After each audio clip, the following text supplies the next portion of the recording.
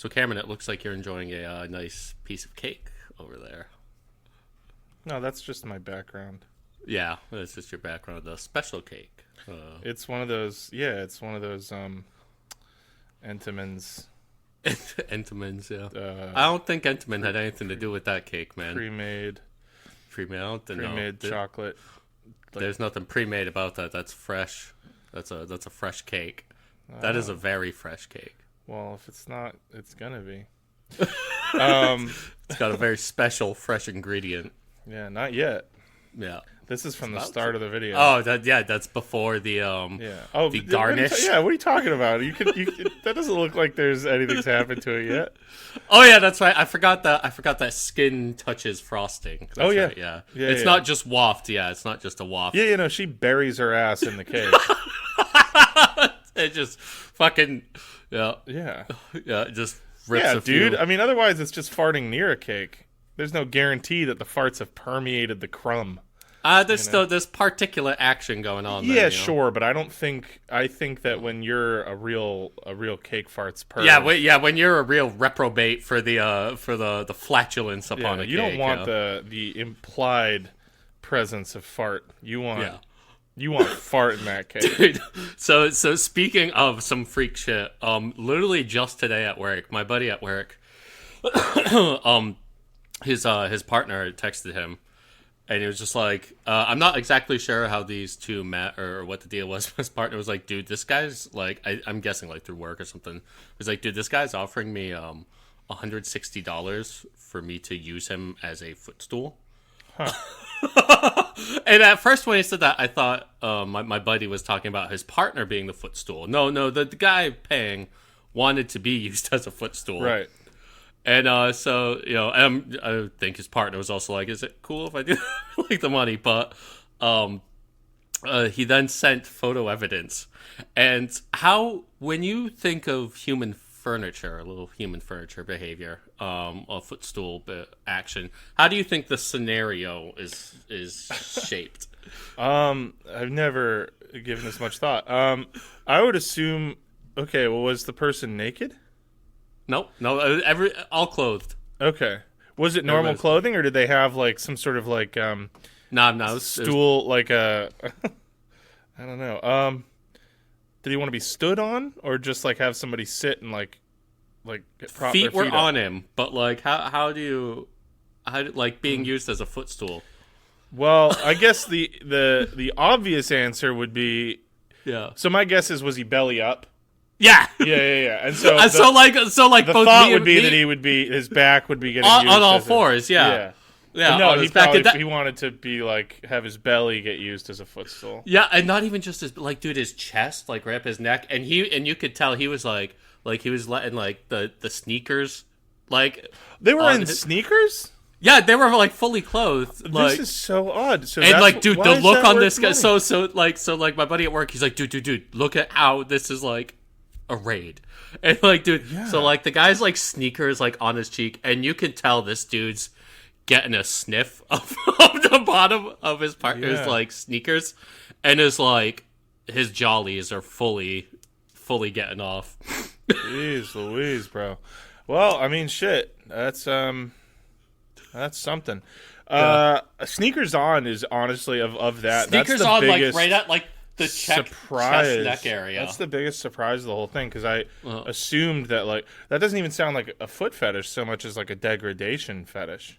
Yeah, I mean the look on his face with that sneaker sole on his cheek, there's definitely some foot fetish action going on there. Right, but like the shoe is the odd element to me. Oh yeah. I mean, hey, fuck it, dude. It's not. I mean, maybe for $250 he would do shoes off or something. Maybe he would pay. How more long for did that. he have to do that for $160? 1 hour, dude. 1 hour. The guy just sat there and I know. I was like, damn, dude, does he want another one? Fucking send it my way. I'll let him lick my feet for $200. God damn, yeah, dude. Fuck, somebody wants to for $200. Someone can come on my feet. I don't give a shit, dude. Listen, open invitation. I barely even see those motherfuckers. Open invitation for any of our fans. If you want to pay me to just put my feet up on you, fucking come on down, dude. Like, yeah, and I mean, I guess I have some serious thinking to do because I did say you could come on my feet. I don't, yeah, that would probably be a little weird. Yeah, I might go back on that, but I would not be making eye contact. Like, I'll like read a book yeah, or something. I guess contingent in me allowing that would be like you have to be like ready to rock. I'm not gonna like Yeah. hang out while you get yourself there. Yeah, You know, dude, you better be coming to the You better be edged up and like Yeah, ready yeah, to pop, dude, yeah. and then just Yeah. bust the nut, and then I'll hit the shot. I'm out like of there. drop the trowel nut coming out. Although here's the thing, now that's complicated because then I gotta like fucking put shoes on, like What? well, because I gotta like get home to shower.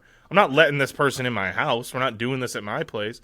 So like, how am I cleaning my feet in their fucking kitchen sink? I'm not putting socks on until there's been soap on those. Oh, feet. they would be cleaning my feet after too. It's like, all right, now clean it up, and they would probably pay extra for that. Yeah, I'd probably. And they would probably pay extra for that. They'd probably pay extra for that. Fuck yeah, dude! All right, this is like a little side hustle we could do. Yeah, dude. Patreon's I will canceled, be guys. I will be a foot prostitute for any fan that wants that. There we go. Yeah. The Patreon's canceled, guys. We've figured out the money thing. So Yeah. thanks, but no thanks.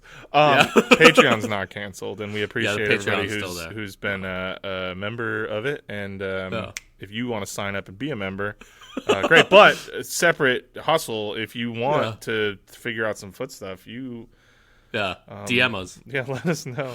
Yeah, our Twitter will be in the show notes. Want to start the show? Yeah, I guess so. Yeah, fuck it. All right, cool.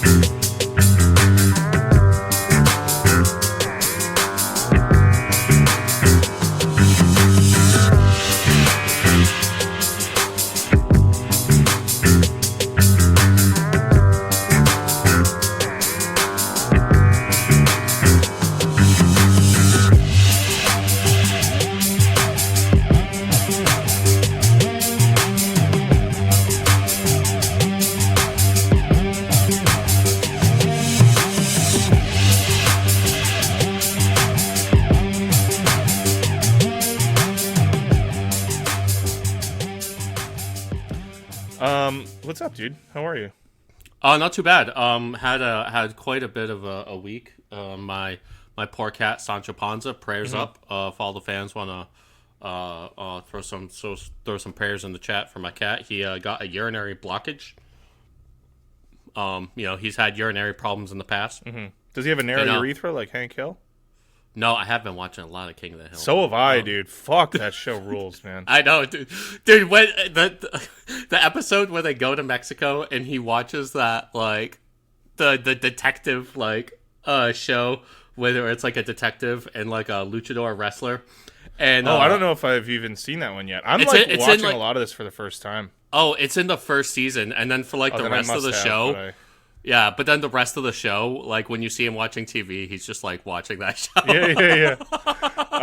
It's funny. I don't even. Vaya con Dios. My favorite episode is still, and I think it's like season 2 or season 3, is the episode when they meet Bill Dauterive's family in Louisiana. Like when they're on their way to do that must be 3. The football thing in the New Orleans. When Hank wants to like throw the football through the fucking thing, and that's the main plot of the story. But the subplot is like Bill returns home to like, and you realize that he's part of like this like ancient line of like Louisiana like aristocracy, and he has to pick a wife, but he has to determine which one of the 3 women who are like crazy about him is his cousin. Yeah, and his very obviously gay male cousin Gilbert is there, and I think Gilbert is one of the funniest fucking characters ever on a TV show ever. Yeah, well, so the lore there is supposed to be that Dauterive is like this like Louisiana French like bastardization of D'Hauteville, like which is like a family that you can play on, and guess what, Crusader Kings. Well, you know that one of the it's just Bill Daughtry was just the name of like one of the creators and producers of the show. Yes. Oh, okay. Yes, but that's supposed to be the lore behind it. Is that he descends from that royal family from like France. Gotcha. Some like and old... that Daughtry is supposed to be like a Louisiana French like bastardization of the name. Gotcha. Yeah, dude, that fucking show is so goddamn funny, and it's crazy to me. It's amazing because when I was a kid and it was on, like I was around in the prime. Oh, see, I liked it as a kid too. Like I used to watch it with my dad when I was a kid, but I like it so much more and for such different reasons now as an adult. Yeah, exactly. I don't think I quite got it. Yeah. And I feel similarly. Like, well, I got this more, but like we were still around during like prime Simpsons era, and I just like wasn't a Simpsons kid. And like going back and watching like the first well, actually the first couple seasons of The Simpsons aren't great, but like season 3 through like season 9 or 10 of The Simpsons is like some of the funniest shit I've ever seen in my life. Yeah. It's just so fucking good. Yeah. And, I haven't really ever deep dove into it too much, but I have watched some of the earlier stuff. It's good. Yeah. But, yeah. King of the Hill, goated. Oh, so fucking good. But anyway, going back to it, as I was saying though, my cat. Urinary blockage. If you have a cat and your cat has had urinary problems in the past or starts to develop them, check to see if the food is grain-free. If it is, that can cause crystallization in the urine, and that's what happened to my boy. So not having grain in the food can cause crystallization in the urine? Yeah, grain-free food can imbalance the pH. And and this is the same thing with dogs, too, apparently. It's also a problem with dogs. So if your Is it a fiber thing? I'm not sure, but it can be it can be like deadly if it happens to like a male cat or something like that.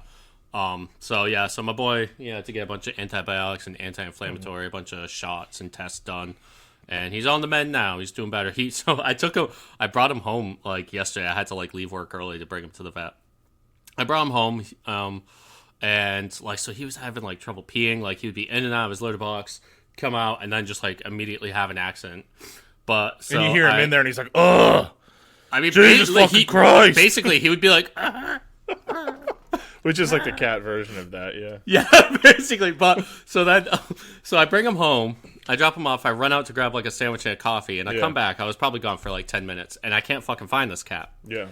And I keep his like litter box in this like little like sealed enclosure in my apartment. Mm-hmm. So I lift the top of it, and his head is just sticking out. And he's got this look on his face, and he's just going, "Wow, wow, wow," for like 5 minutes straight. Yeah. I was like, that must have been the greatest piss of that cat's life. Yeah. Dude, fuck. I mean, that would suck so bad. You hear people talk about how rough having like kidney stones and stuff is. It's probably similar. He basically had kidney stones, Yeah. Kidney stones. Yeah. Oh, poor Sancho. Well, I hope that the diet switch and the antibiotics get him fixed up. He's such a chill dude. He is like the most domesticated animal ever. Yeah. He does nothing but eat, sleep, and go to the bathroom. I don't know about that. You can't ride on him.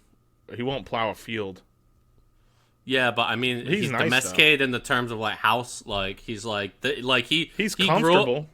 He grew up in a barn. Dude, he doesn't even want. I can leave my door open and he will never leave because he's like, I've been outside. Yeah, I know what's out there. Yeah. Yeah, he's had his fun. Me. Yeah. He's like an older gentleman who's just fed up. No. But he can kill some motherfucking mice, dude. Holy shit. Like, the only time I've ever seen this cat, like, do anything is if he hears a mouse. Like, he will sit there stoically for, like, 3 hours waiting for the mouse to, like, show its head and then gets it. It's pretty sick. He's pretty racist against mice, huh? Yeah, mousist. Can check. Got the polar toasted coconut. Dog, I'm back on Waterloo tropical fruit, man. Yeah. That shit is just fucking hitting for me this summer. But we both tried the fucking other raspberry nectarine. Raspberry nectarine. So big wet fart, dude. It's crazy because there's fucking 2 summer drops this year from Waterloo, which is both of one of our favorites. I think we'll both always be polar boys at heart. Am I correct in saying that? I mean, that's just hometown hero shit. But Waterloo, of like the bougier seltzer brands, is definitely my go-to. And 2 drops this year, tropical fruit, which I've mentioned before and Evan's mentioned before, fucking banger, like absolute like dick ripper, excellent flavor. This is like my 4th or 5th sleeve of it this summer, and it's just kicking, or spring rather, and it's kicking ass. But they also dropped raspberry nectarine. Now, going into that, I will be honest with you. I was more excited for raspberry nectarine. I was not. So I traditionally, I've had a hard time with raspberry seltzer flavors. I will give a nod and not much more than that to like raspberry lime from Polar, which is solid, but not great. Like I don't love the way that I love raspberries. Yeah. I love like raspberry jam and shit. But like, I mean, I feel the same way generally with mango. I love mangoes. Not a big fan of mango seltzer. Yeah, I'm trying to think of a mango seltzer that I am passionate about. A lot of times they taste like stinky. Well, there's mango in this, which I like, but it's not the only flavor. This actually has a really nice pineapple.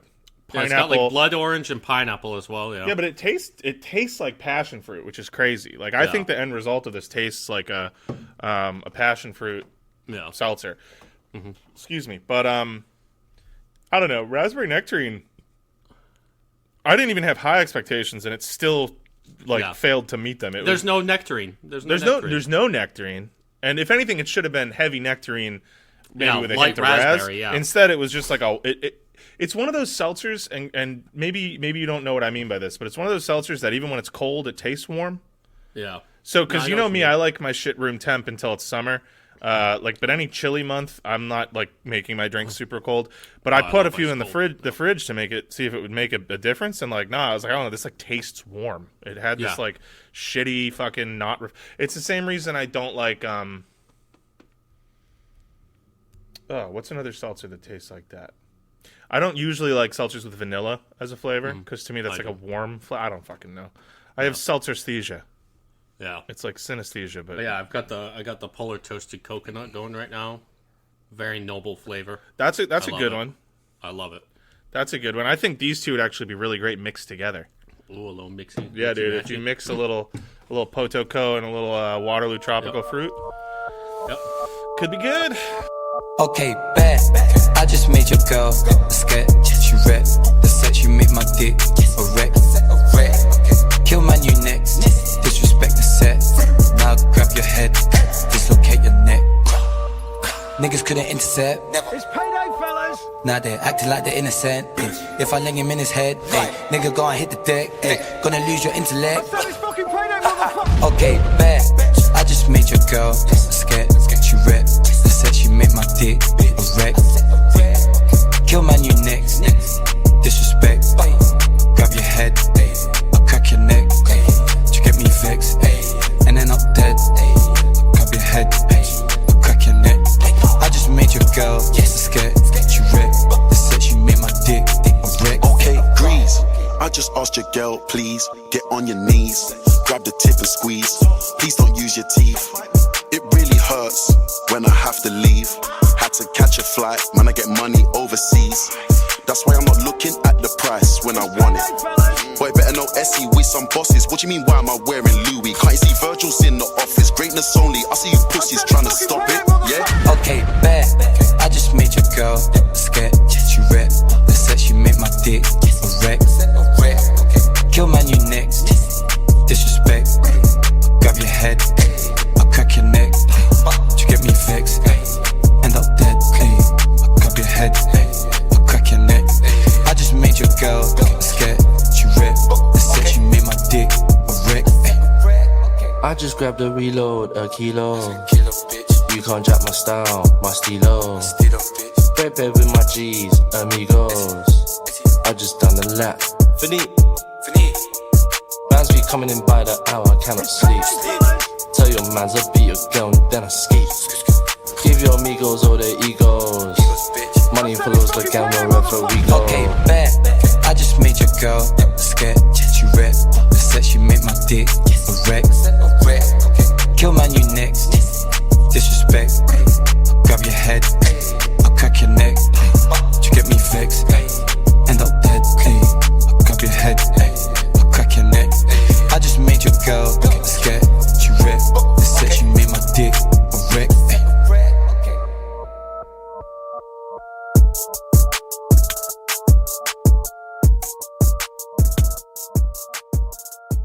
All right, but we got something to talk about today. Yeah. And folks, I am back on my bullshit. I fucking hate sports betting. Yeah, man. I hate sports betting so fucking much. Yeah. It's such a pain in the ass. Like, every fucking goddamn broadcast, every single commercial on MLB.TV, nonstop fucking sports betting. Everything is fucking sports betting. Everything. It's like you get it, like, it's integrated into the broadcasts of games. Yep. And it's just like, it's fucking maddening. I hate it so much. It is the bane of my fucking existence. And so naturally also the 37, as we talked about a few weeks ago, I can't remember which episode it was. So that was in episode 116 from back in March, the barbecue coup. That's right. Yeah, we talked about this previously. Yeah. So I'm of course talking about the sports betting scandal that hit Major League Baseball, featuring global superstar Shohei Ohtani and his ne'er-do-well companion Ippei Mizuraha, former companion. And also, just at the same time this week, there was a big sports betting scandal in the NBA as well. Yes, I was gonna ask if you were aware of this. Yeah, I'm gonna talk about it at the end. Okay. One of a much smaller scale, but still fucking something. Yeah, I mean, the thing is, this won't be the last time. This is the bed sports leagues have made, and we've got two like within like a month of each other. But I wanted to start off by talking about Ippei Mizuraha and Shohei Ohtani, and one of the most fucking insane things that I have ever read. I guess I'll first give a disclaimer here. Everything that we're going to talk about today is alleged. It's a blanket alleging. I'm going off of reporting and criminal complaints by the United States government. I am not making any allegations myself. I'm just talking about other things that others have alleged. So that's it. So I'd like to just briefly recount the story of Ippei Mizuraha and Shohei Ohtani for our fans that aren't into sports or not into baseball and have somehow avoided this story but are into other sports and whatnot. So basically, back at the beginning of this baseball season, which was started at the end of March a few weeks ago, Shohei Ohtani, who is a global superstar, who is a Japanese player, who is both one of the best pitchers and one of the best hitters in Major League Baseball here in the United States, which is basically akin to like having a quarterback in the NFL also be like one of the best defensive backs in the league or something like that. It's like insane. But he is he is a Japanese player and he plays here in the United States, and he just recently signed a massive 10-year, $700 million deal before this year with the Los Angeles Dodgers. Now, right as the season began, this story broke where what happened was that there was this illegal sports betting sports book operating in Southern California. That this was like an organized crime enterprise. And sports betting of any kind is illegal in the state of California. It's illegal in California. And so this is an organized crime syndicate here making sports books. They were already under investigation by the federal government, and in that investigation, there were payments found from Shohei Ohtani to one of the now arrested bookmakers. Now, generally speaking, in the United States, bettors aren't prosecuted unless like they're going to be used to flip to get like the actual like bookies and whatnot. Yeah. At this point, the bookies were already got. So like Shohei Ohtani was not really in danger of investigation for illegal gambling. Except for the fact that he's a baseball player, and so these documents got leaked to some reporters for ESPN who reached out to Ohtani's camp for comment. Ohtani speaks English a little bit, but he's not fluent, and so he always goes through his translator, Ippei Mizuraha, who is also not just his translator, but basically is like manager, personal assistant, chauffeur. He's paid both by the team and by Shohei Ohtani for his services. He's like his Alfred. Yeah. You know, if you're Batman, he's like his what do they used to call this in like he's like his Dr. Watson, his manservant. Yes. Yeah. He he might be his bodyguard for all we know. He's his house Carl. His house Carl. Yeah, he's sworn to his service. Can I help you, my thing? He's like Lydia. He's sworn to carry his burdens. Unfortunately, he has now become become the burdens, But basically, so Ippei Mizuraha then gave the statement for Shohei Ohtani, because Shohei Ohtani doesn't speak English, or only speaks a little bit, so he always goes through Ippei. Ippei said that initially he had said that these payments were made on behalf of a friend of Shohei's who had gotten in trouble, and Shohei decided to bail him out. Then the story changed and said that Ippei was the one who had been sports betting, and Shohei Ohtani agreed to pay his debts. The Dodgers then had Ippei address the team. Ippei said all that stuff, and now as the story goes, Ohtani during that meeting was able to understand enough to say, "What? Yeah, like what the fuck's going on here?" And so when he asked for clarification, he then, at that point, a new statement was put out by Ohtani's people saying that Ohtani has no idea what Ippei is talking about. Ohtani is lying, or Ippei's lying, and Ippei has been stealing from Ohtani. And at this point, the amount that had been sent to this illegal bookmaker is $4.5 million. So these rapidly changing stories obviously ignited a lot of speculation and media frenzy, like, why the fuck is he changing his story? Well, it turns out it's because everybody involved, even while Ippei was saying that he had gotten into debt and Shohei paid him off, everybody was still relying on Ippei to be the only one to communicate with Shohei. Nobody involved at any point, any time that Shohei has been in the United States has bothered having another interpreter present. They have done everything through Ippei. And this is really, I think, if I were Ohtani, I would maybe question my agents and all that, who've just and you'll understand maybe in a bit when I start to get into the details of the story, that really I think he was failed on a pretty massive level. I mean, he maybe should have been taking more care to look at his finances and stuff. But he trusted Ippei, and then everybody else trusted Ippei, and nobody looked into Ippei's background. And then once this came out, people started looking into his background, and I think we talked about this last time, where Ippei kind of has a talented Mr. Ripley background, where apparently Ippei claims that he used to be the translator for this Japanese player Hideki Okajima right. for the Red Sox. Yeah, I remember. The Red Sox have since come out and said, we have no record of this guy. No record of this dude ever working for us. The school that Ippei says that he went to says that they have no record of him ever attending classes. And as far as anybody can tell, the only schooling this dude has was for casino dealing. Which is, okay, the plot's going to start to thicken here, and it's going to keep thickening. Yeah. But basically, this is the background. By the end of this, the plot is just going to be like a thick sludge. Dude, it is dude. So anyway, what I'm getting to now is that eventually, just a couple weeks ago, or I think last week, a 37-page criminal complaint by the IRS was officially released for the arrest warrant for Ippei Mizuraha. And I read the whole thing, and I'll tell you what, it's a fucking page turner.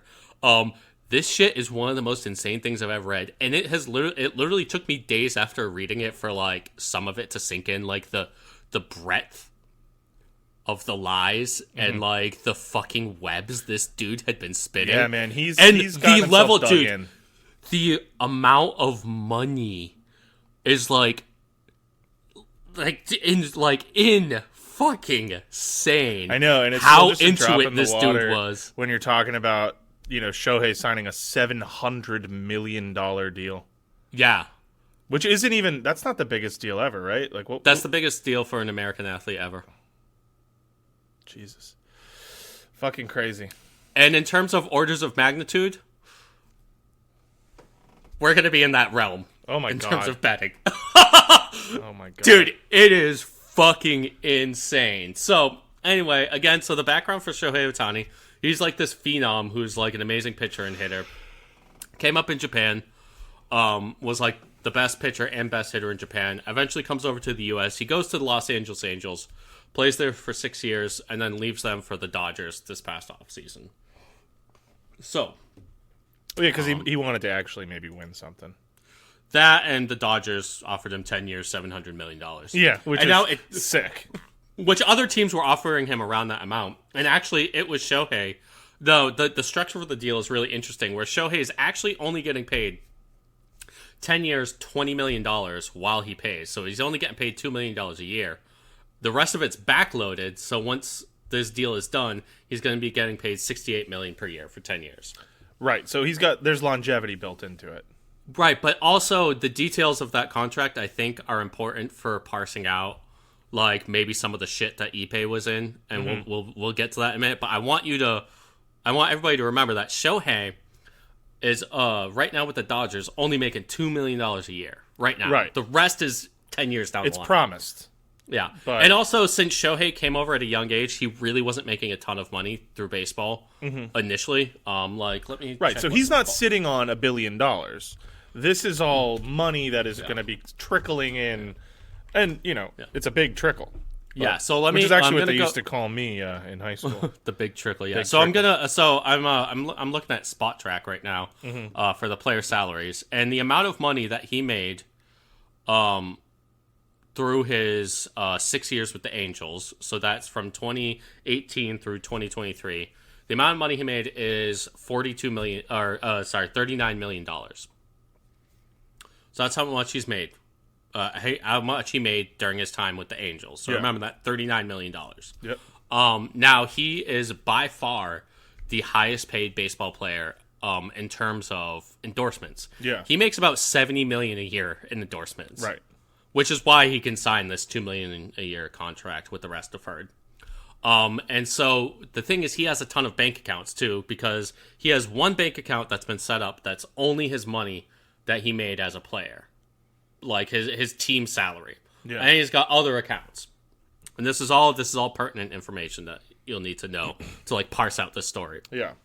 And also just to understand that even only making $2 million a year right now, when you factor in endorsements, he's by far the highest paid baseball player, because it's another $70 million in endorsements. The second highest paid in terms of endorsements is like Aaron Judge at $7 million. Right. So like this is how big of a star Shohei Ohtani is globally. He's huge. Yeah. And I'm sure he's got Japanese endorsements too. I mean, he's bigger than I fucking mean, everybody God over there. Yeah, he's like the most famous person. He's extremely well known here. I think in Japan he is the most famous person in Japan. Yeah. Like I know people who had no idea who he was, and then they visited Japan, and they're like, they fucking love this dude over there. Dude. Yeah. So anyway, that's kind of the background. So, and I believe I said it in the last episode as well. I never bought that Shohei was the one betting on sports himself, that he was the one paying. Now, again, I am a certified Shohei fanboy. I have loved him since he was a player in Japan. And I remember you talking about this dude when he first signed with us, or not with us, when he first came to the States. Yeah. And I remember how excited you were back then. Yeah. I am a huge Shohei Ohtani fan. Ever since his like insane 2016 year where he won like both the best overall player and the best pitcher award in Japan. Yeah.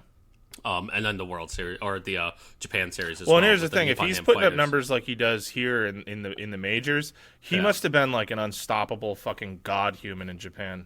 And he was like 23 at that point. Because I mean, like 22, the Japanese 21. league is it's somewhere between like a minor league and the MLB.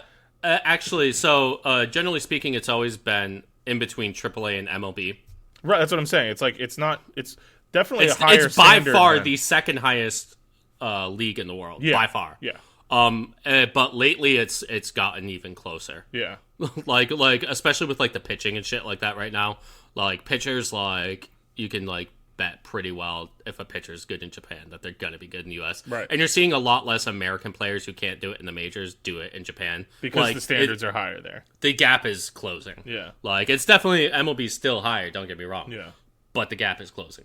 But anyway, so there was that, but there was also like other things too. Like for instance, like people would say that Ohtani was using Ippei to place the bets, and it's like, all right, so he's smart enough to have Ippei be the fall guy by placing the bets himself, but he's too fucking stupid to not wire the money directly from his account directly to a fucking sports book.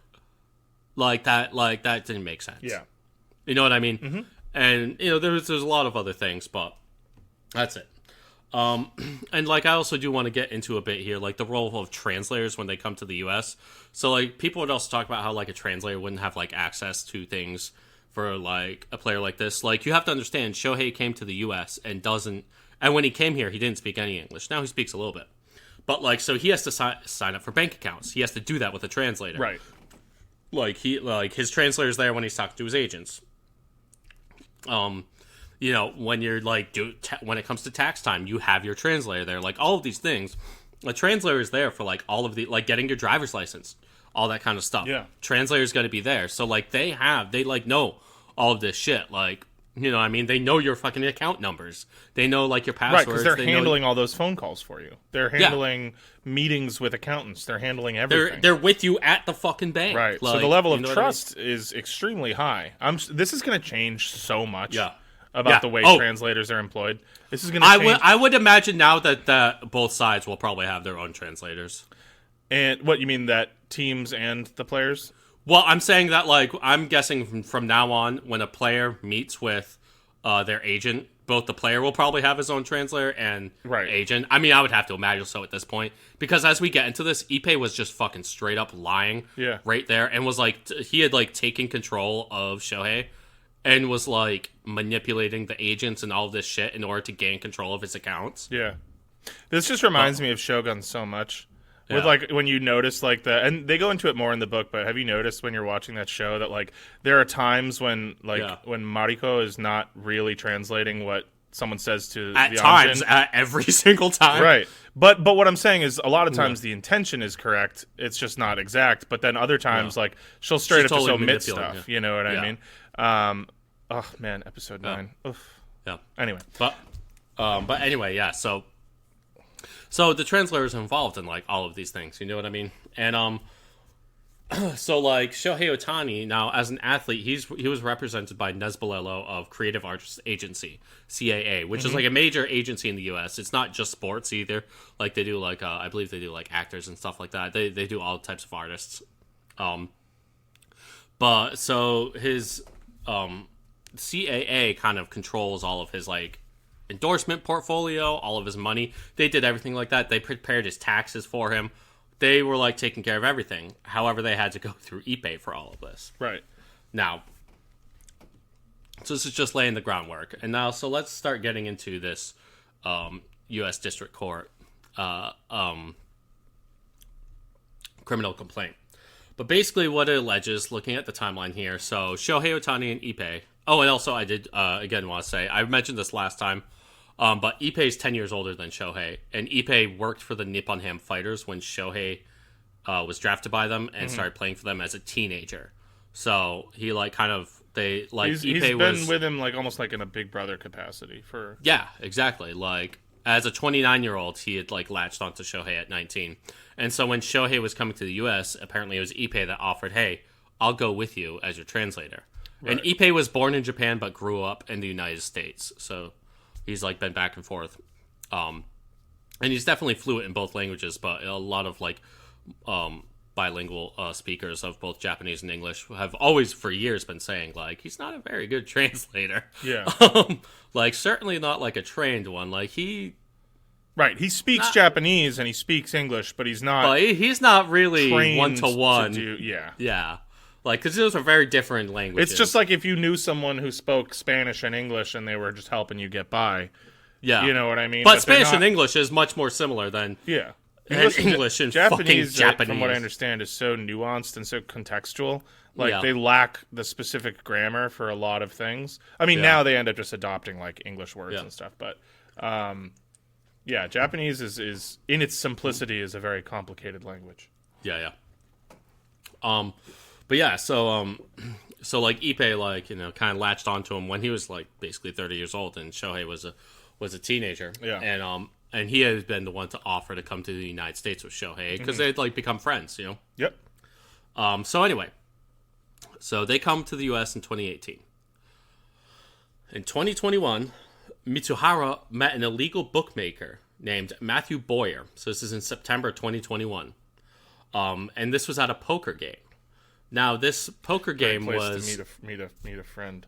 Yeah, exactly. Now, this poker game, included at least one other MLB player, and Matthew Boyer was friends with a friend of that MLB player. So nobody's really I haven't seen anybody really start pulling on that thread, but that's one of the things where I'm saying okay, so you got MLB players who are hanging around with these illegal bookmakers. Literally MLB players were at this game, and it was an MLB player whose friend brought Matthew Boyer to this game. Yeah. Nobody's really talking about okay, I think, there's more story here.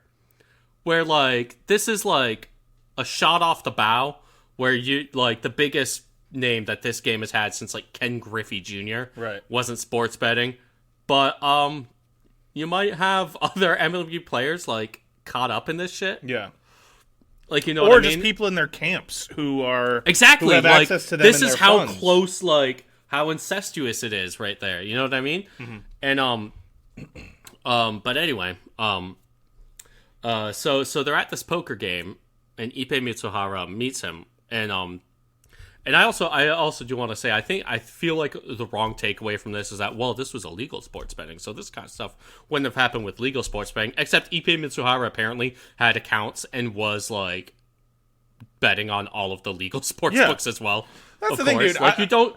I know people in California that are using sports betting apps. You just need to spoof your IP. It's not. Yeah, just use a VPN. Yeah, it's not. It's not an impossible thing to fucking do. Now, if you're at this level, you might get ganked and you might get yourself in some serious trouble. But for normal people, this is not outside the realm of what's achievable. Yeah, and it's and this legal sports betting is how he gets into the world of illegal sports betting. If you can figure out how to watch in-market sports online, then you have. I know nothing about this. Right, but what I'm saying is you have the basic know-how to fucking figure out how to gamble in a state where it's illegal. I have never used a VPN. Dude, the Pirate Bay, dude. Pirate Bay, dude. Yeah. Back in the day, watching fucking weird, not top tier porn, but you watch what you can get, getting or viruses Calvert. for downloading Eminem's The Marshall Mathers LP. Yeah. It's or watching Calvert. Is that how we watched Calvert? I assume so, right? There's fucking right. Yeah, it was before streaming services, so yeah. I mean, I watched that the first time with friends on DVD, but with you, we must have torrented it. Yeah, because we watched it multiple times too. Dude, that movie is we so just thought it was stupid. hysterical to get fucked up and make people watch that movie. Yeah. Oh boy, it's crazy. Sometimes I forget how long I've known you. It's been quite some time now. Yeah, I specifically remember watching Calvert with people who were not into it in your South End apartment. Yeah, with, bare ass apartment. It was you and me, and we're fucking all about just the weirdness of it. And everyone else this movie's kind of shitty, and it's but watch how that guy plays the piano. Stupid, yeah, look at the fucking the polka part. Yeah. Oh god, dude. Anyway, getting back to the matter at hand. So Ippei meets this guy in September of 2021. Now between November 2021 and January 2024, a massive amount of money was transferred from Ohtani to an illegal sportsbook totaling. So remember the number before that we were saying that was 4.5 million. Yeah. The amount transferred from this account was 16 million. Yeah. Now, I'll get to this later, but that is the account that has 39 million in it. And so I'll get to this in a minute. That's half of his money. Yeah, from this one account that Ohtani never touched or looked at. Yeah. And there's a reason he never touched or looked at. It's because Ippei fucking changed all the settings and even created a fake email address that looked like Ohtani's in order to route that into being the login ID. Dude. Dude. So he just gave himself fucking access to admittedly, he was just smaller account, but he was just taking money from him. Oh, it was his personal slush fund at this point. Now, here's where I'm going to start getting into the numbers And like you need to like savor these figures I'm about to throw at you. Yeah. So it's 16 million in total over like less than 2.5 years, which is crazy. That's like, when you ever have somebody say like, oh, why do rich people need all that money? They could never fucking spend it all. Some people could figure out a way to spend it all. Like this guy, by just giving it to other people. How many bets do you think he made in this less than 2.5 years? Well, I'm reading your notes. I guess so. Yeah. Yeah, it looks like a lot. I mean, you just tell me the answer, but yeah. For the listener at home, if you guessed 19,000 bets in like less than 2.5 years, then you are correct. That amounts to 25 bets per day. Yeah. This is not a small gambling problem. He was averaging for nearly 2.5 years. He was averaging on this one book. Again, he had accounts on other ones. More than a bet an hour. These bets ranged anywhere from $10 to $160,000 per bet. God damn, dude. And also, like, there's also a very funny part of this criminal complaint where he's like being threatened by these bookies, and he also says that he lost a bunch of money on crypto. Ippei. It's like, dude, this dude's just a fucking dumbass. Yeah, the king of like taking L's, dude. This is a degenerate. And like, gambler. there's those texts where he's like, "I'm not very good at this sports betting thing, huh? LOL. Anyway, you mind fronting me? I'm making more bets." Yeah. Oh, dude, like this is a profound gambling addiction. Yeah. Like the kind where the win is not even part of the equation. It's like, it's just the fucking rush of spending the money. Yeah, and it's not like his money. He's looking to lose. It's not his money, so it's like, you know, he's like, fuck it. Yeah. There's no risk. Yeah. But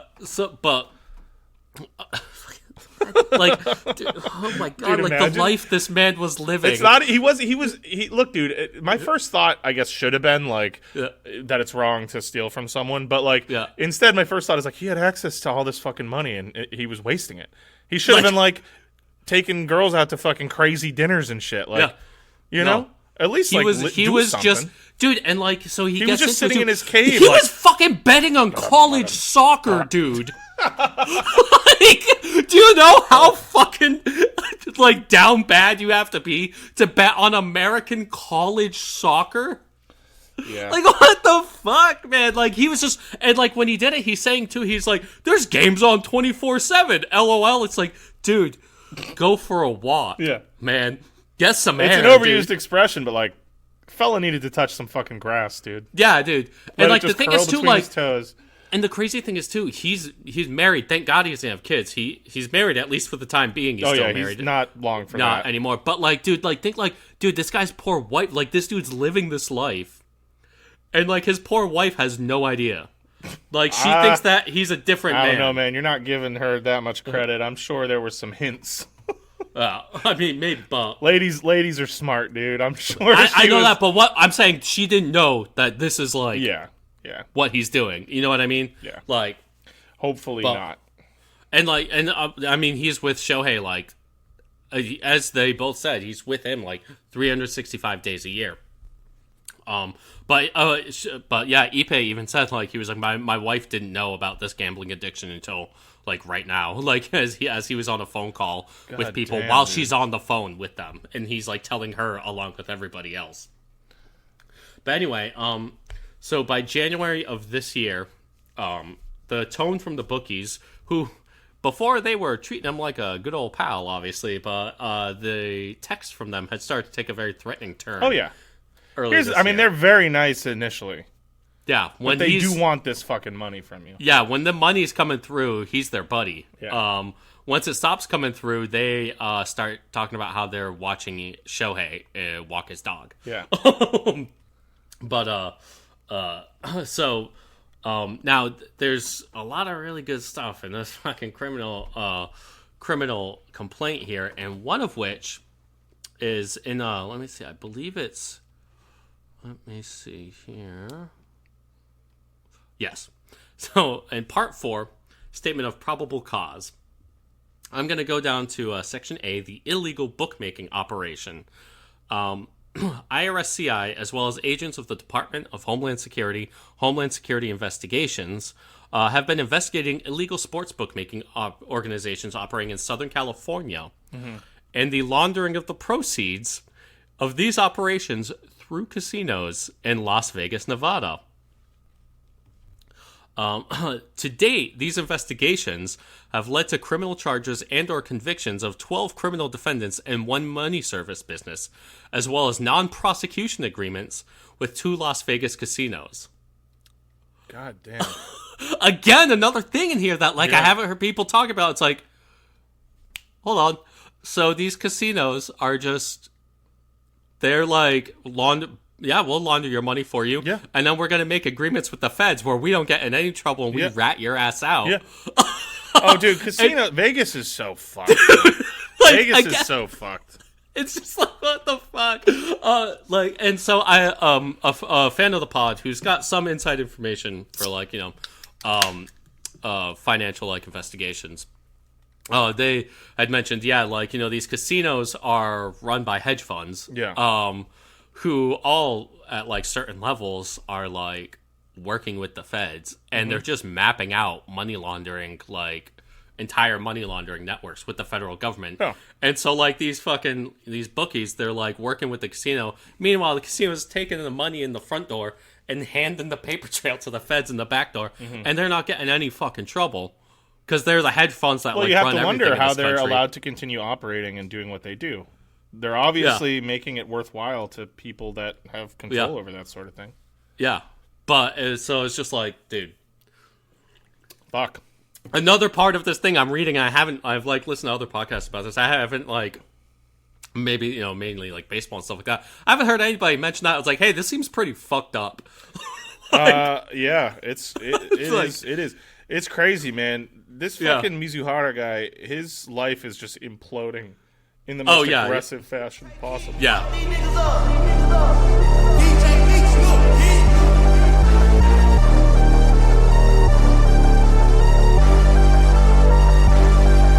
Them niggas get on y'all ass, y'all play with me like I ain't worse. Tryna gossip other blocks like y'all ain't said my name first. He a junkie, he ain't shot his gun, yeah, he blame perks. Shot a video and had a shootout in the same shirt. What you know about popping out and trying to hit they face first? They smirk your ass be trippin', better put your case first. Choking who? I heard the rumors, niggas better play slow. I don't want no niggas who you catch, I want the one I paid for. We on this ass, he in the age, you see how long they stay for.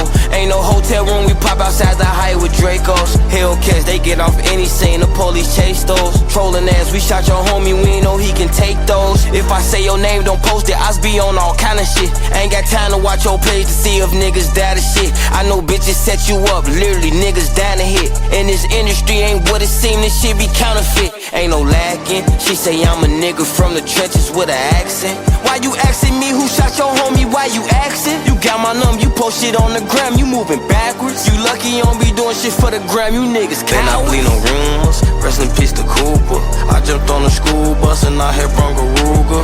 Always drunk a 8 act, I never drunk a cooler. They get your location, they might pop outside in Ubers.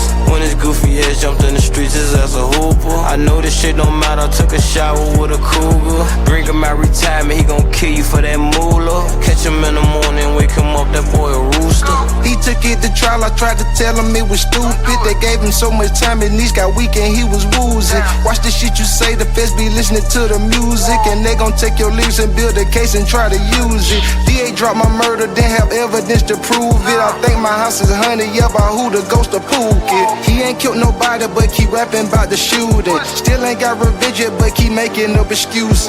Cause then drunk so much lean that his gut got big as school. Told him quit while he ahead and don't go out like Whitney Houston. He got caught without it, now they robbing him for his rubies. He wouldn't give it up, so he got buried in his Cuban. Then I bleed no rumors, rest in peace to Cooper. I jumped on the school bus and I hit Bronco Ruger.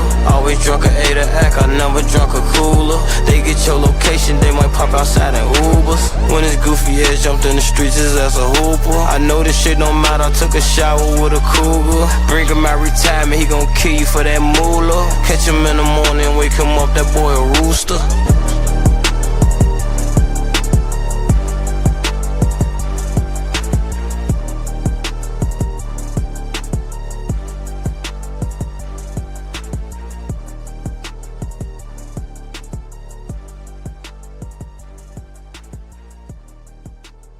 Also, there's also another bit in this about how there are casino employees who are informants for the feds here, who were directing bettors in the casinos to these illegal bookmaking operations. God damn, dude. They're like, yeah, man, if you want some, like, there's a text in here from one of them. Let's see if I can find it real quick. I didn't make note of it, but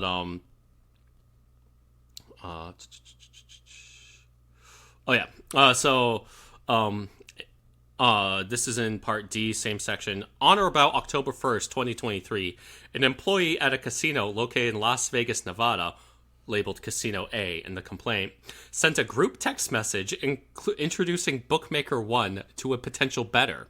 In the group message, the Casino A employee introduced the potential bettor to Bookmaker 1 by telling the potential bettor that Bookmaker 1, quote, takes big action and can give you whatever you need. I wish they said that about me, dude. Yeah, right? Should be so lucky. Yep. And so eventually, once Mizuraha was finally arrested, he's been apparently cooperating with the authorities. He gave up his phone, including his Signal DMs, which obviously, Signal is supposed to be encrypted, peer-to-peer, can't be intercepted by wiretaps, allegedly. But they sure as shit can be intercepted if you don't have them on auto delete and you give the feds your phone. Right. And they just log into the fucking the app and can see you. And they're literally just right there. Yeah, so yeah, I would say, Signal's not gonna work in that case. You're a complete fucking dumbass. Dude, if you're just like the dumbest guy, you're gonna get fucking nailed. And it seems like Ippei was a pretty dumb motherfucker. He seems like a dumb dude, but he's got this sort of animal cunning that's allowed him access to... he's the talented But once Mr. he had Ripley. it, he's just like, I don't know what to do with this. I think I'll just implode. I think I'll life. just have the worst existence a human can have for 2.5 years, and then go to prison for like 30 years for fucking wire fraud. Stress.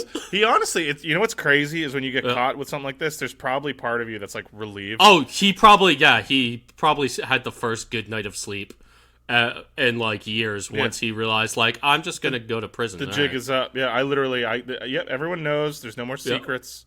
I am not betting 25 times a day anymore. Yeah. Yep. Fuck. Yep.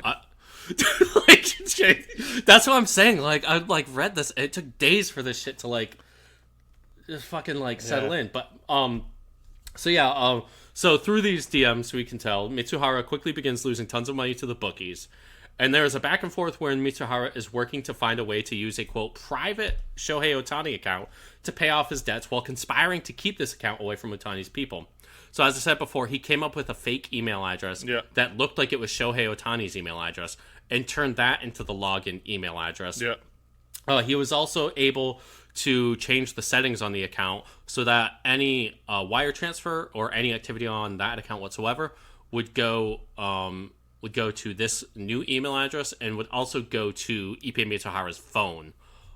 So they were going to his devices and not Shohei's devices. Right. And Shohei's whole plan was just leave that money in this account. That wasn't his account that he does anything with. Yeah. That's just for his baseball winnings. And he's always been like that. Back when he was in Japan, his mom managed his finances. Yeah. And he didn't use any of his baseball salary. He lived on team housing and just with a team meal plan. Yeah.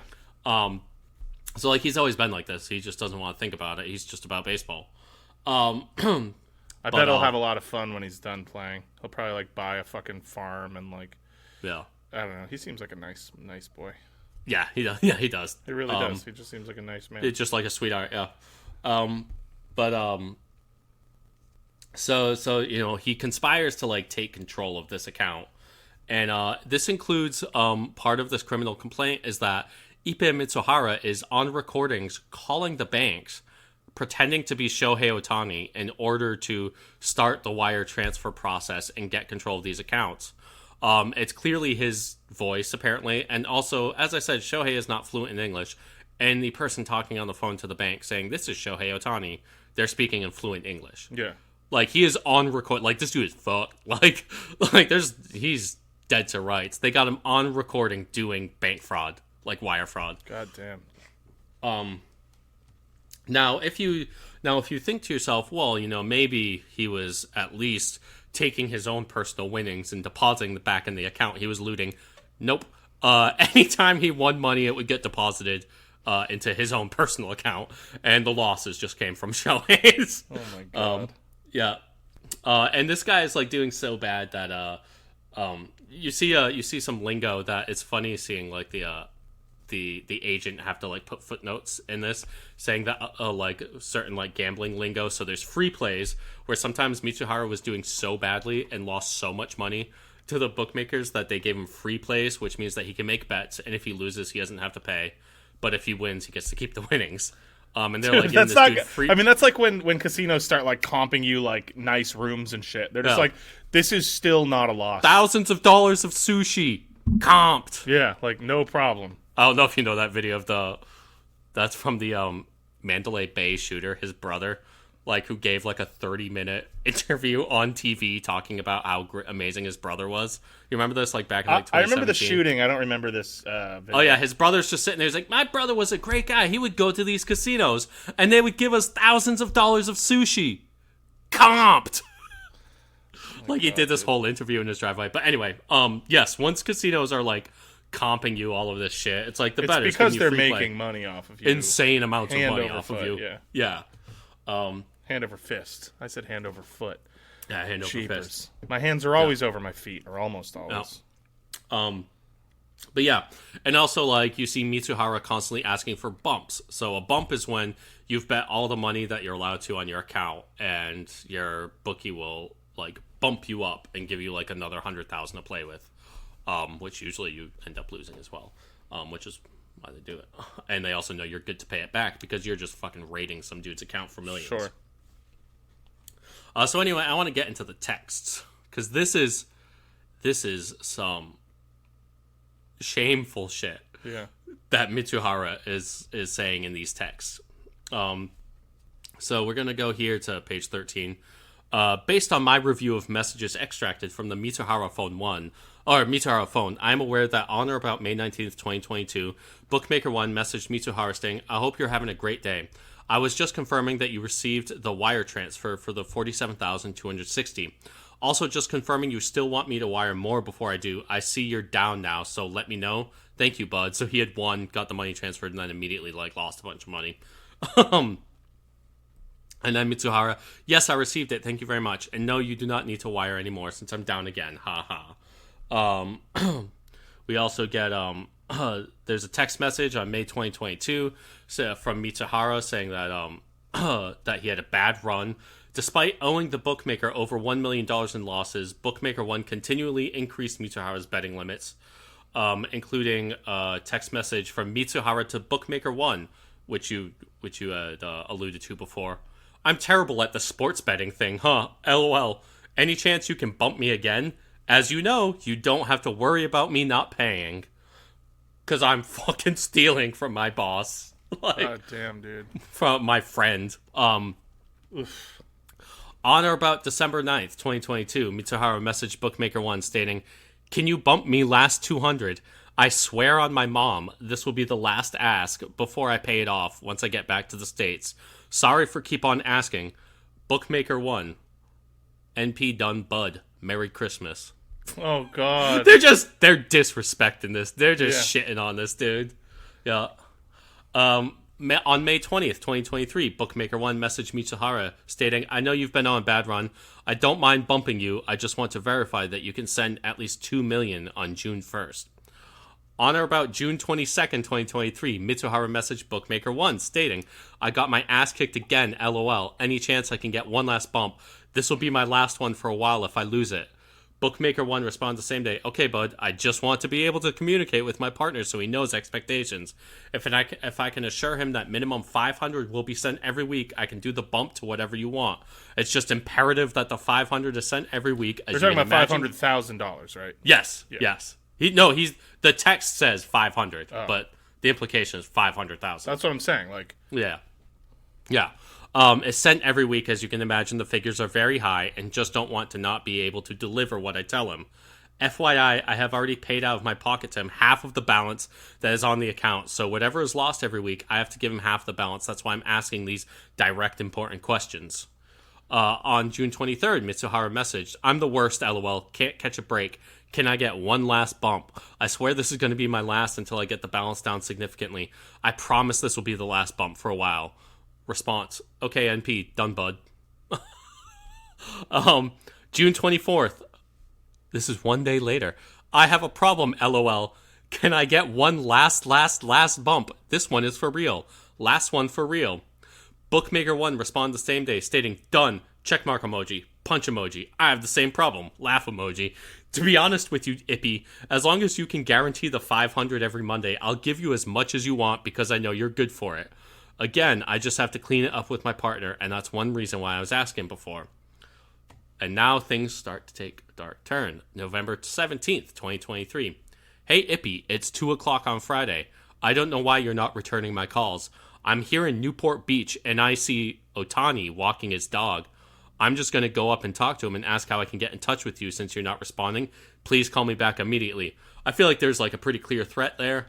Well, I don't know if he's necessarily threatening Ohtani, but he's saying like, I could fucking ruin your life in 5 seconds if you want. Yeah.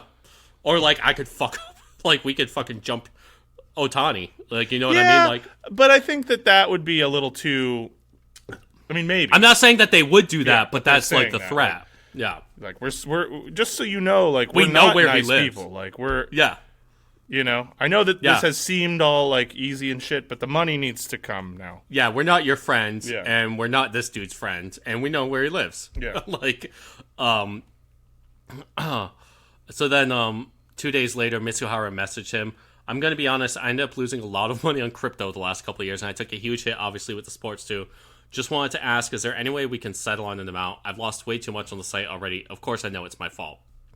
Now, December 15th, this is 2023, by the way. Bookmaker1 to Mizuraha, I know you're busy, but you need to show some respect. I put my neck out here. Call me tonight. I don't care what time or how late it is. Mizuraha responds, I'm sorry, bro. I really don't mean to disrespect you at all, I promise. It's just been super, super busy, and I've got other issues on the side going on, too. Everything has just been really, really tough recently. I don't think you ever gave me the blah, blah, bank account info. Could I get that? I'm going to try to send something tomorrow. Now, January 6th, 2024, Bookmaker1 messaged Mizuraha saying, you're putting me in a position where this is going to get out of control. If I don't hear from you by the end of the day today, it's going to be out of my hands. Again, a pretty clear threat there. Mizuraha responded the same day saying, my bad, man. I just got back from Japan 2 days ago, and I'm leaving tomorrow again. I'll be back in mid-January. To be honest with you, I'm really struggling right now, and I need some time before I start to make payments. Now, so, dude was in way over his fucking head here. Like, they're pretty much threatening that they're going to fuck him up. Like, if he doesn't start paying. I mean, like we're gonna start. They're gonna start calling in the knee breakers. Yeah, exactly. Yep. Now, now let's get into the betting records. Let's talk numbers here. We talked some numbers before. Now I want to talk how much was wagered, how much was lost, and how much Ippei was in the red for. So before, I have not put this in the notes. So how much money do you think Ippei had bet in total over these less than 2.5 years? Well, given everything that we've talked about, and you mentioned earlier that we would be in the ballpark of $700 million. I'm gonna say in like the order of magnitude, yeah. Like I'm gonna say like $300 million. Almost exactly. This is not the total bookmaking operation. This is Ippei Mizuraha, his account. Right. During this period, so these dudes were like, we have a golden goose. Like, we gotta just let this dude fucking rack these stats up. During this period, the Ippei Mizuraha records reflect total winning bets of $142,256,769.74. That's his winnings, but we know he was down. He was very down. And total losing bets of $182,935,206.68. Right. So total bets, around like $320 million. leaving a total net balance of negative $40,678,436.94. Now, let's rewind. He has access to exactly one account. That's Shohei Ohtani's. He's taken total control of this account, and it is only the account of where his MLB earnings to this point are $39 million. And of course, this account's probably accruing interest, but unless it's in a checking account, which would be insane. No, it's not. Yeah, those are for poors like us, dude. Yeah. I get interest in the cents on my savings account. It's like almost too insulting to even give me. So he's in the red like about as much as that's in this account. Yeah, maybe a little bit less. And again, remember when I said Shohei Ohtani just signed a deal where his only MLB earnings for the next 10 years is $2 million a year? Ippei must have been shitting his fucking pants. Yeah. He was like, "Are you sure you want to sign that, dude? Oh, that seems kind of crazy, dude. What if instead of $2 million a year, you get all $70 million every year? Like, are you sure you don't want to do that? Because I could really use $70 million right now. He's sick, dude. I'm just saying the cash infusion would be nice for you. I mean, for you. Yeah. So Ippei is probably shitting his pants during these fucking negotiations. But yeah, and so there's also like Ippei, and he didn't just use Shohei's money on gambling. He was using it for leisure spending, including he had, since they signed with the Dodgers, probably because he's shitting his pants about the fact that the Golden Goose is not really gonna be so golden for too much longer. He bought like $325,000 of baseball cards on eBay, had them sent to the Dodgers locker room under the pseudonym Jin May, and the idea that the feds believe is that he's going to try to flip these cards. You mean J-Min? Yeah, what did I say? Jin May? J-Min. I spoonerized it. Yeah, J-Min. The feds believe that he was going to try to flip these cards to maybe pay back some of his gambling debts. Like, dude, dog, you're down you're down $40 million, man. Like, or I guess at this point, baseball card earnings aren't gonna. Or I guess at this point he had paid back $16 million of it, so you're still down 24. But yeah, it's there's a lot more to this. I recommend reading it for people. But there was very hysterically these final texts right after the story broke, where he mentioned that to the bookies, and he was I'm paraphrasing here, but he's like, "Hey, I'm assuming you saw the story." And the bookies are like, "Oh yeah, but we know that's a lie, right? You're just covering for it. Like, Shohei's still gonna pay." And Ippei just says in the text, well, technically, no, I did steal from him. It's all over for me. So he's copped to it. He's copped it. Yeah, he's apparently working with the feds now. He's cooperating, so maybe he'll only get 15 years for wire fraud or something. I don't know. Who knows? I mean, fucking Sam Bankman-Fried just got 25 fucking years for his wire fraud. So crazy, man. For his financial crimes, Ippei, he did significantly less, maybe 10, 15. I don't know. That would be my guess. Who knows though? But I mean, it's not like he can flip on the bookies. They already arrested the bookies. That's how they found out about all this. Right. Like, you know what I mean? It's like, who is he?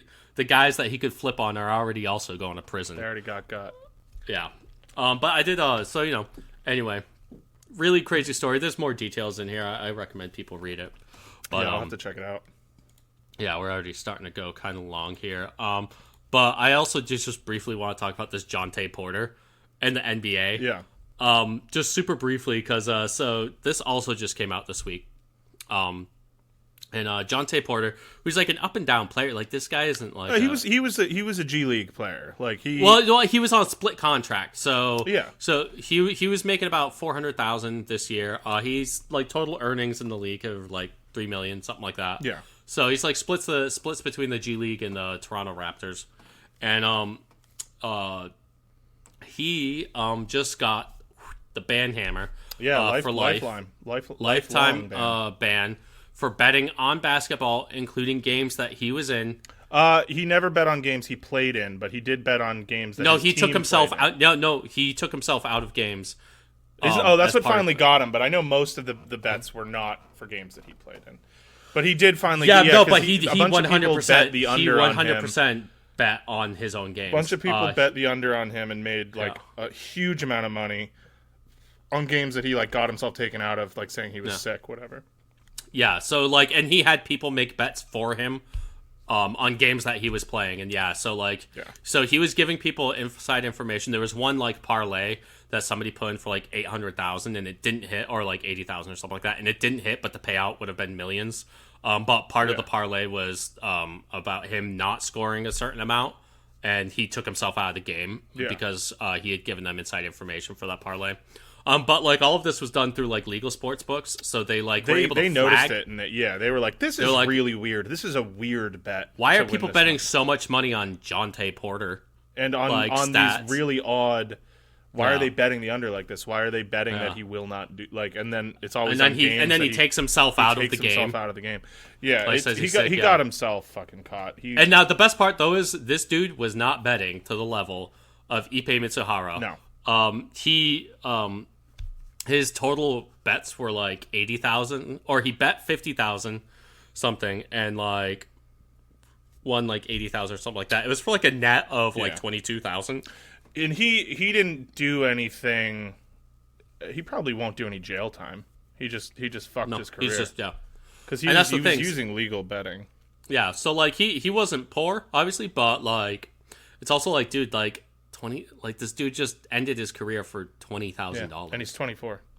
Yeah, so it's a shame, dude. And it just signals. I think you're right. It signals a real change in the landscape of sports, and I think that this isn't going to be the last. We're seeing the first trickle of what will likely be a major problem. Because again, look at this shit with Ippei. This is like a profound fucking addiction, dude. Yeah, that is a profound fucking addiction. Yeah. 300 fucking million total in bets between wins and losses. Yeah. 300 fucking million.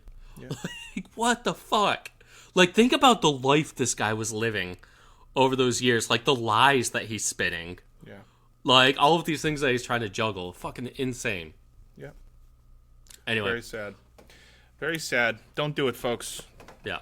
Don't get yourself fucking caught up in the gambling addiction nonsense. Or any addiction. Yeah, you know they all suck, but the gambling one, it's like, dude, just don't even get started, because that shit wouldn't exist as an industry if people were winning. Yeah, like some people do, wins. But most of the time you don't. The house always wins so much that the house fucking controls the casino, and they can take the losses when they take them. Yeah, they launder the money for the sports books and then sell them out to the feds. Yeah. That was my favorite part, man. Fuck. Yeah, it's a crazy story, and I hope that we stick with it as it develops. I think that was it. I wanted to bring up the Jontay Porter thing, but it's in the notes, buddy. Yep. Anything else you wanted to talk about? No. So I just didn't want to say, if you we mentioned it earlier in the episode, but if you enjoy the show and you would like to contribute some small monthly amount to help keep the podcast going, we'd really appreciate that. Right now we're just kind of in the building stage. Once we get to a certain number of subscribers, we'll start doing extra episodes for our subscribers on the Patreon itself. But if you would like to help us out there, you can go to patreon.com/leftunread. Again, to help us not have to go down the sordid road of sports betting in order to pay for our cat's large or foot vet bills after he starts pissing red. If you can't do that, if you can't afford that, that's fine. We understand. We're working men as well. We're working people, working folks.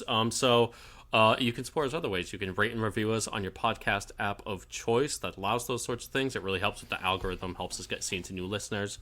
And we also spread by word of mouth, so you can tell people about it. You can tell your friends, tell your neighbors, tell your coworkers, tell anybody, tell your bookie who you're in debt to $100,000 that you've got some choice words from your friends over at Left Unread. And if you would like to sniff our feet for $200 a pop, or be used as a human furniture and ottoman of human flesh, then you can just you can, if you're a Patreon subscriber, you can message us there, or send an email at leftunreadpod@gmail.com, or on Twitter and we will put our feet upon you, upon your arched back or corpulent stomach or chest. Yep. All right. Yep. Well, we hope you guys have a wonderful week, as always. Yep. We have some cool stuff coming up, so we hope to see you again soon. And, yeah, thanks again for listening to another episode of Left Unread. Goodbye. Bye.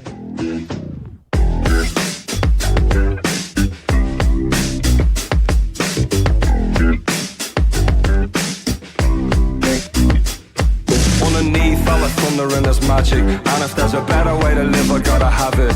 Because I think all day, but when I drink I'm okay. Gets further away every time I try grab it. Underneath all the chattering there's heaven. Got a little peak one day, made me feel I go at 7. I know it exists, but I can't stop getting pissed. One more thing, I'll be added to the list.